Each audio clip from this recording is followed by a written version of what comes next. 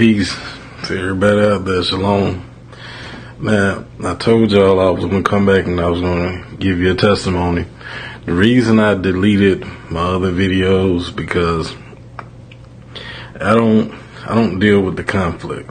You know, I'm giving a testimony because it's truthful and maybe it'll help somebody in the faith. You know, because I know a lot of people is struggling to believe, you know, in Christ because they never seen nothing supernatural, you know, and they haven't witnessed anything to the point where it can help them out in their walk. But, I gave a testimony that maybe, that can be beneficial, to them in their walk. But I also want to give another testimony about something that happened to me when I was younger as well. And this one, this is one I'll tell you about the angel, that I talked to the angel. And this was around the time, probably about a good couple months after the spiritual road spirit, wrapped the contorted stuff around me.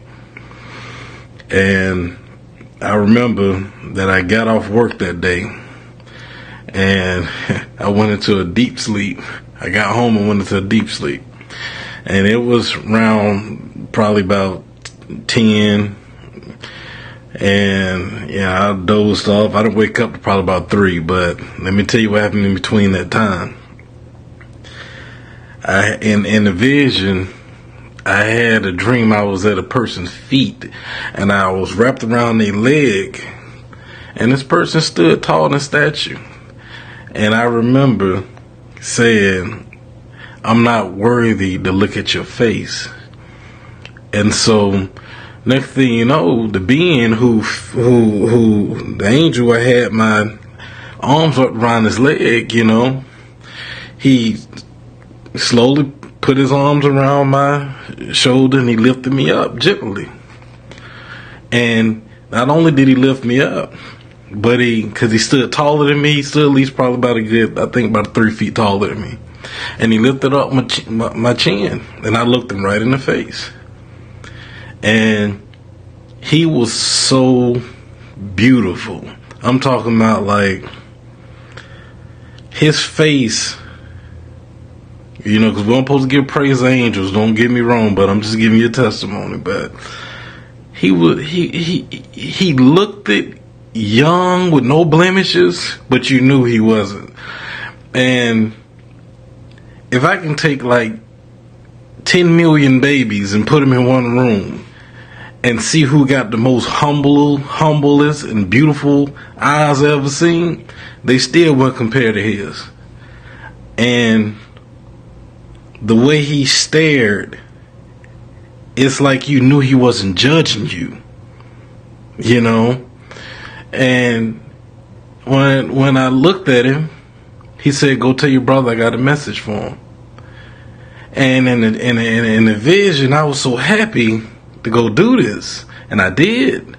And got to my brother's door, and I was knocking on the door now, and he answered the door. I saw what brother it was. He answered the door. And as soon as he answered the door, I said, "God got a message for you." And my brother was happy to hear that God had a message for him. He said, "Tell him to come on in." So in the vision, I get to praising God more than anything. And now it was nighttime in this dream. And I saw a big moon and I saw another light that was like 30 times brighter than the moon right beside it. And I looked into that light while I was praising God. And I looked up to the light and I said, "I'm a messenger of God." And this is exactly the words I heard. And it said, "It's so sweet and so soft, surely you are." And next thing you know, the dream switched and the same angel was there.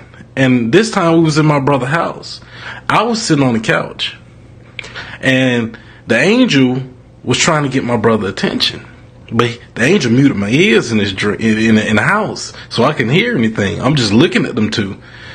And next thing you know, the angel unmuted my ears at the last little bit. And I heard my brother say what he said. My brother said, I don't believe in you. I believe in this.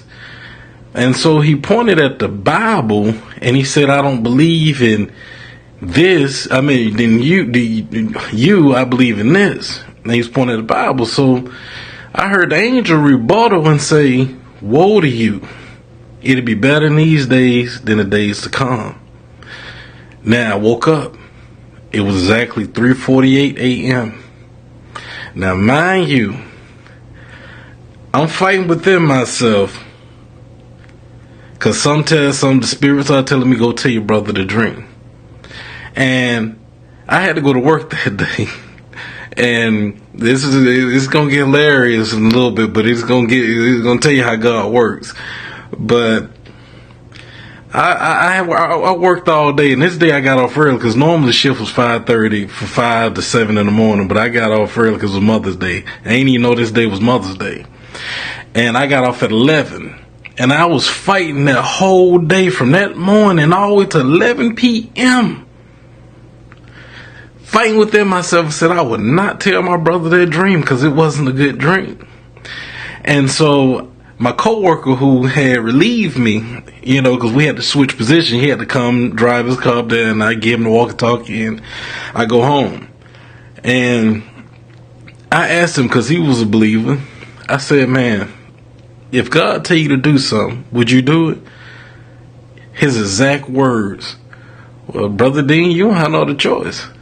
I said, okay. And I got in my car, and in my mind I was saying, I bet you I do.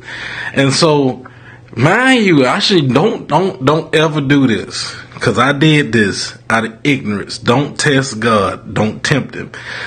And I was driving home, and in my mind, in my thoughts, I was saying, I'm not telling him that dream. And I mind you, this is the love and patience of God working in me because, I'm sure, that as a believer, as a person now who is the knowledge and the wisdom and the word of God, I know this is a testament to the fact of how patient he is with us. Cause I was fighting with him that whole day. Now mind you now, that it's 11 o'clock. I only got one more hour for this day over with, and I win the battle. And so, all of a sudden, it was about 11:45 when I was pulling up my apartment complex. And my stomach, I got hungry, but I knew it wasn't nothing in my house to eat. I mean, not appetizing, so I knew my mother lived 5 minutes down the road, though.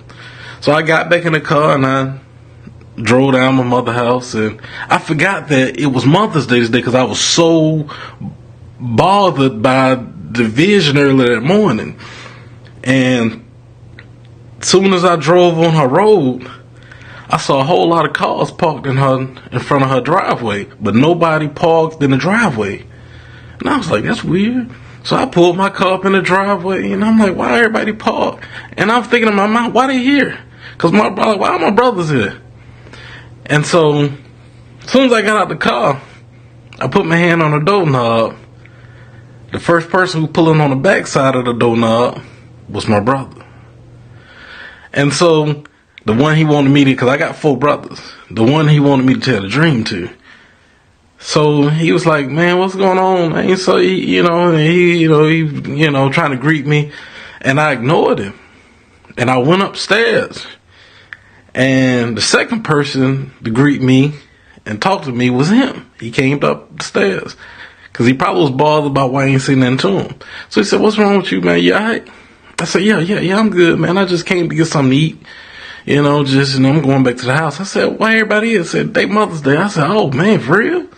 I said, man, because I'm all messed up in the head now. So next thing you know, all of a sudden, my mother, I went outside. And my mother was outside, and I asked her, I said, Mom, let me ask you a question. She said, yeah. I said, if God tell you to do something, would you do it?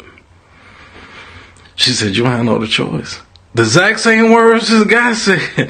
So I'm still in rebellion, and mind you, it's close to 12, and I get in my car. I got the plate in my lap. aluminum foil on it.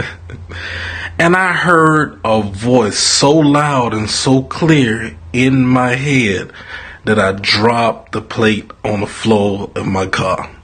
It said, if you don't tell your brother what I told you, I will make your days horrible. And I dropped the plate right on my lap on the floor. And I was shaking.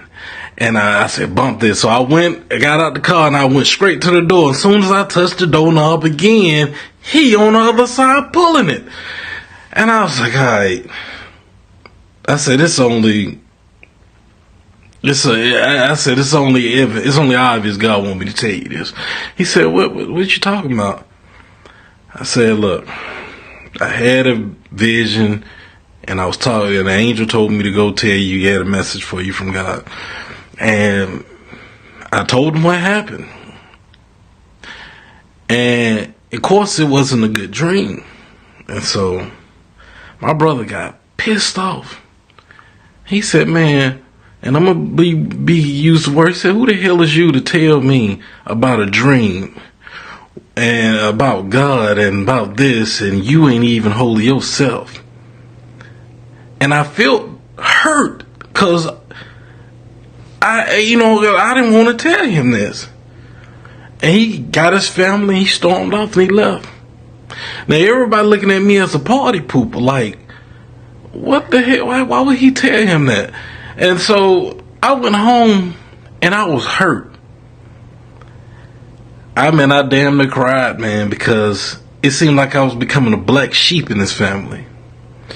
And I got another job. It was 2 months later. I quit the other job and I started working at the dealership. And me and my brother ain't talked after this point. And I took one of the cars off the lot, because they let you take the cars off the lot, and I went there because I had my check and I was going to cash my check. I left my car in the dealership and I took one of the dealership cars. And I decided I want to go check on him, see how he doing. And it was like 3 months later. And so, soon as I got to his house, he was happy to greet me. His wife was, because I knocked on her door and she was like, Rod, because they called me my nickname, that's what they called me. But come on in, me. Harvey got something to tell you. Well, I ain't gonna say my brother's name. Forgive me for saying that on this, but your brother got something to tell you. So I went up there and I talked to him, and he was like, man, he had a couple bills and whatnot, and he was like, man, let me tell you something. I said, what's up? He said, God came to me in a vision. I said, really? Now, we both forgot about it because it was water on the bridge. It was 3 months later. We both went on about our life. We forgot about it. So I'm thinking that maybe it was that I was deceived and I ain't supposed to tell him that. But it was water on the bridge for both of us. So he was saying, God visit me, man. I said, for real? He said, yeah. He said, but he threw me in some fire. I said, what? He said, yeah, man. He threw me in some fire. And his wife was behind him. And his wife was testifying to his testimony. Saying, yes, he did. He did. Because he woke up saying he was on fire and I was trying to put him out. And I was like, really? Like, yeah, man. God said, I got to get my life together. I said, man, that's messed up to hear. And I had to go back to the dealership, so I gave him some dap and I was on my way. And I didn't realize until I got into my car 3 months ago, God told me he was going to come visit you through that angel. And it kind of gave me a relief that, that I didn't do anything, that it was his will. And it kind of excited me in a way, but I felt bad in another, because what's going on between God and my brother and his spiritual walk is between him and God. So I don't want to get into that, but it did happen. And that testimony is one of out of many testimonies that I have and that I had and I still do have, but like I said, I was going to post a video and I was going to tell you, I don't want to make my brother look like a heathen, because this was at the age around 24, 25. I'm 36 now. So, and he's still living, so may God continue working with him spiritually. But I'm just giving you the testimony. And God bless and may it help some of y'all in y'all faith walk. Shalom.